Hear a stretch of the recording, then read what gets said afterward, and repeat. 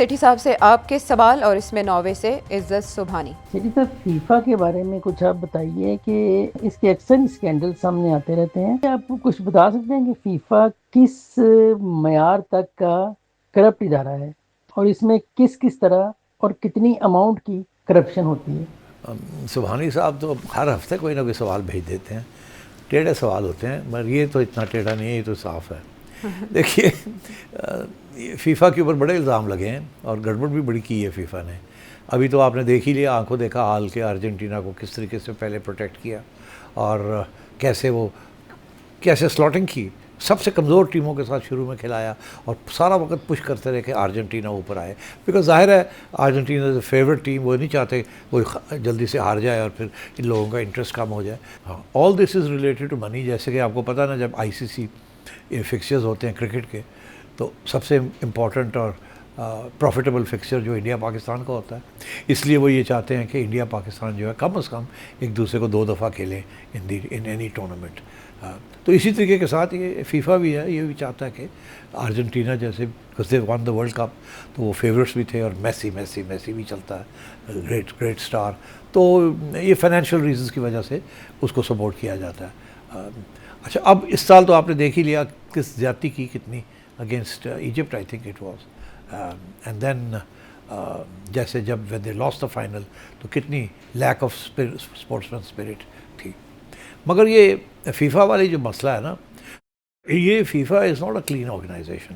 ये कुछ facts and figures मैंने निकाले हैं। 2010 से 2015 फीफा के ऊपर इल्ज़ाम लगे थे कि वर्ल्ड कप होस्टिंग जब होती है तो इनकी कमेटी फैसला करती है कि अगले साल कब कहाँ जाके वर्ल्ड कप होगा और क्या नहीं होगा, और बिडिंग्स होती है कि जी कोई कहता है कि कतर में हो, कोई कहता है लंदन में हो, कोई कहता है अर्जेंटीना में हो, कोई कहता है अमेरिका में हो, एंड सो ऑन। तो बिडिंग के तो वहाँ फीफा के जो बोर्ड है उसके अंदर इल्ज़ाम ये लगा था कि 2010 में 2 फीफा के एग्जीक्यूटिव बोर्ड मेंबर्स उनको सस्पेंड कर दिया गया था क्योंकि वो अपने वोट बेच रहे थे। वो एक नाइजीरिया का रिप्रेजेंटेटिव था और एक टहीटी का रिप्रेजेंटेटिव था, और उनके ऊपर इल्ज़ाम ये लगा था कि उन्होंने, किसी ने $2 मिलियन मांगे थे, किसी ने $1.5 मिलियन मांगा था। इसी तरीके के साथ जब कतर की बिड हुई 2022 में, तो वहाँ भी इस किस्म के इल्ज़ाम लगे थे कि वोट सिक्योर करने के लिए 2 बोर्ड मेंबर्स थे, ईसा हयातू और यक अनुमा, उनके ऊपर भी लगा था कि वो $1.5 मिलियन मांग रहे हैं कि वोट करें कतर के लिए, एंड सो ऑन। तो एक तो ये बोर्ड मेंबर्स के ऊपर इल्ज़ाम लगते रहे फीफा में कि वोट बेचते रहे इन ऑर्डर टू डिटर्मिन कि कहाँ जाके मैच होगा और नहीं होगा। फिर एक 2010 में BBC ने एक स्कैंडल अनअर्थ किया था, उसे कहते हैं फीफा ब्लैक गोल्ड स्कैंडल। अच्छा, वहाँ भी ब्राज़ील का जो हेड था, उसने कोई इल्ज़ाम ये था कि $9.5 मिलियन उसने रिसीव किए, और पैराग्वे का था उसने कोई $6 लाख रिसीव किए थे। Secret payments from collapsed marketing. After all marketing भी तो होती है ना, PSL की भी मार्केटिंग होती है, आपको पता है। फिर फीफा के अंदर भी राइट्स की मार्केटिंग होती है, तो उस मार्केटिंग के अंदर कॉन्ट्रैक्ट्स होते हैं। तो ये इल्ज़ाम लगा था कि वो फीफा देता है, तो वहाँ भी इल्ज़ाम उनके मेंबर्स के ऊपर, कमेटीज़ के ऊपर लगा था कि ये पैसे खा गए, उन्होंने मार्केटिंग में गड़बड़ की है। 2011 के प्रेसिडेंशियल इलेक्शन थे, जब मोहम्मद बिन हमान उसने अपनी कैंडिडेसी विड्रॉ कर ली थी for the presidential election in FIFA, और सुना ये है कि उसने वेस्ट इंडीज़ के जो रिप्रेजेंटेटिव थे उनको सबको $40,000 हज़ार दिए थे।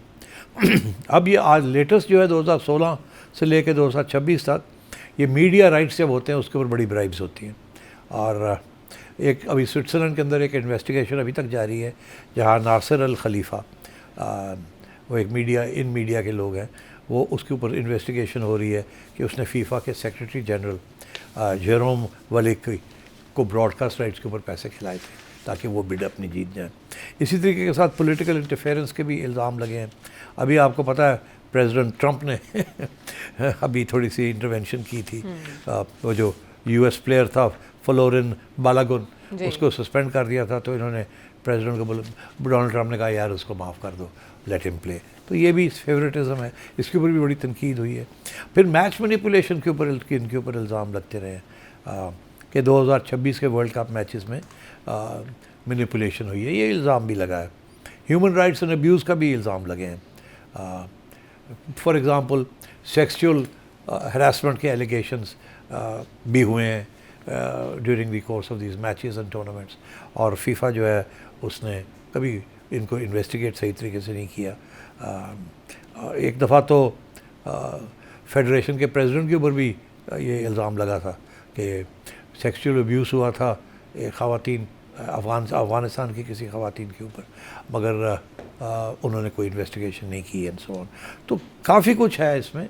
ये FIFA is not such a clean organisation, मगर देखिए जहाँ बिग मनी इज़ इन्वॉल्व ना, there is bound to be corruption, and FIFA is no exception. गंदा है पर धंधा है ये। फैसल मुश्ताक लाहौर से। आप मुस्कुरा रही थी, मुझे लगता है कोई अटैक आने वाली है। अटैक आने वाली है। आप एक तरफ खुद को लेफ्टिस्ट कहते हैं तो दूसरी तरफ आप अमेरिका ईरान जंग में ईरान को सपोर्ट करते हैं, जो कि एक रिलीजियसली मोटिवेटेड कंट्री है। क्या ये खुला तजाद नहीं? ओ यार, राइट और लेफ्ट का क्या ताल्लुक है, आप मुझे बताएं। बिटवीन जियो पॉलिटिक्स के अंदर राइट और लेफ्ट का क्या ताल्लुक है? अमेरिका एक साम्राज्य है यार, it's an imperialist power. America ने जो कॉलोनाइजेशन की है स्टार्टिंग फ्रॉम अमेरिका इटसेल्फ, वो वहाँ से आप शुरू करें तो अमेरिका को कौन सपोर्ट कर सकता है? It's a super power which is malicious, imperialistic. तो आप कैसे कह सकते हैं कि इसमें कोई राइट लेफ्ट वाली तो बात नहीं है? पहली बात तो ये है। दूसरी बात ये है कि ये जियो पॉलिटिक्स की गेम हो रही है, ये इस्लाम वर्सेस क्रिश्चियनिटी की नहीं हो रही कि मैं कोई साइड्स लूँ, या सेकुलर वर्सेस इस्लाम तो हो नहीं रहा है। ये तो नेशनलिज्म है, सॉवरेंटी की बात है। कल को अगर इंडिया के अंदर सेकुलर गवर्नमेंट आ जाती है, जो कि पहले थी, और डेमोक्रेटिक गवर्नमेंट आ जाती है, और हमारे यहाँ एक डिक्टेटरशिप है, तो आप कहेंगे एज अ लेफ्टिस्ट आपको इंडिया को सपोर्ट करना चाहिए।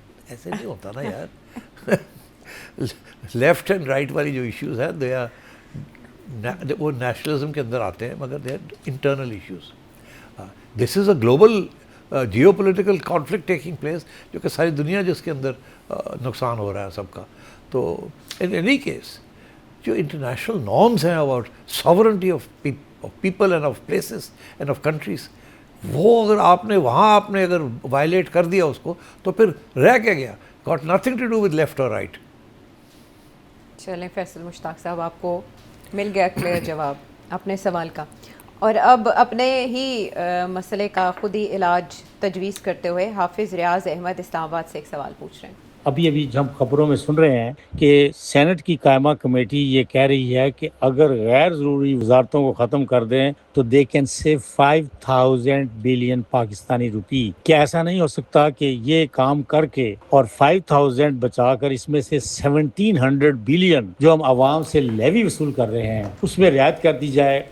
पता नहीं कितनी दफ़ा मैंने इस सवाल का जवाब दिया है, इधर से या उधर से। मसला क्या है? मसला ये है कि जितने पैसे ये कलेक्ट करते हैं फ्रॉम टैक्सेस और जितने ये खर्च करते हैं उसके अंदर एक डिफिसिट है। ख़र्चा ज़्यादा है और पैसे कम कलेक्ट करते हैं। ये आपका जो तजवीज़ है इधर से कम करके इधर, इससे बेहतर बड़ी तजवीज़ें हैं। आप तो ये कह रहे हैं ना कि अपने खर्चे जो हैं, जो अपने ऊपर जो आप करते हैं याशियाँ, वो आप कम कर दें, और वो पैसे जो बचते हैं वो आप पेट्रोल की कीमत को कम कर दें। दरअसल मैंने तो आपको कितनी दफ़ा बताया कितने तरीके हैं खर्चे कम करने के और पैसे बढ़ाने के लिए। इतनी गवर्नमेंट के पास प्रॉपर्टी है, वो बेच सकते हैं। ये जो लॉस मेकिंग एंटरप्राइजेज़ हैं इनको ख़त्म कर सकते हैं। ये सारा आपके जो रिसोर्स बेस है उसको ख़राब करती है ना। तो आज गवर्नमेंट अगर चाहे कि एलिट्स ने अपनी कुर्बानी करनी है कुछ, तो वो कुर्बानी, इतने तरीके हैं कुर्बानियाँ करने के जो कि ये खा भी रहे हैं और आवाम को रिलीफ मिल सकती है। तो ये नहीं है कि जी जो पर्क्स एंड प्रिविलेजेस हैं सेनेट के या किसी और के, वो आप कम कर दें और वो जो पैसे बचते हैं वो इधर डाल दें। इससे बेहतर 100 किस्म के तरीके हैं पैसे इकट्ठे करने के और आवाम को या गरीबों को देने के, मगर वो करते नहीं है बिकॉज वो इनकी जेब कटती है ना, जो रूलिंग जेंट्री की, एलीट की। तो इसलिए वो उसको बरकरार रखना है और फिर आवाम के ऊपर ये बोझ डाल देना है। तो आपको पता है ये भी एक प्रपोजल आई थी ना पहले कि जी आवाम के लिए तेल सस्ता होगा और छोटी गाड़ियों के लिए और मोटरसाइकिलों के लिए, और जो बड़ी बड़ी गाड़ियां हैं, गैस गज़लर्स हैं, उनके लिए आप पेट्रोल की कीमत ज़्यादा रखेंगे। और इसके लिए भी बड़ी बड़ी फार्मूले बनाए थे, मगर नहीं किया, सबके ऊपर एक ही कर दिया आवाम के। बिजली का भी यही मसला है कि 200 का स्लैब है और फिर 400 का स्लैब है। अरे यार, इसको भी आप बढ़ा सकते हैं कि गरीबों के लिए बिजली जो है वो और सस्ती करें आप, बड़ी महंगी है, और अमीरों के लिए और महंगी कर दें। मगर नहीं ना, क्योंकि अमीर तो इस मुल्क के हुक्मरान हैं। तो कैसे होगा ये? इसमें खाने वाले आपको पता है 4-5 मेन ग्रुप्स हैं, आप उनके एक्सपेंडिचर्स कम कर दें तो आपके पास बहुत पैसा है। या जो टैक्स नहीं देते उनसे टैक्स ले लें तो आपके पास बहुत पैसा है। मगर जो टैक्स इसलिए नहीं लेते बिकॉज वो जिनसे लेना है वो पार्लियामेंट के अंदर बैठे हुए हैं या मिनिस्ट्रीज के अंदर बैठे हुए हैं।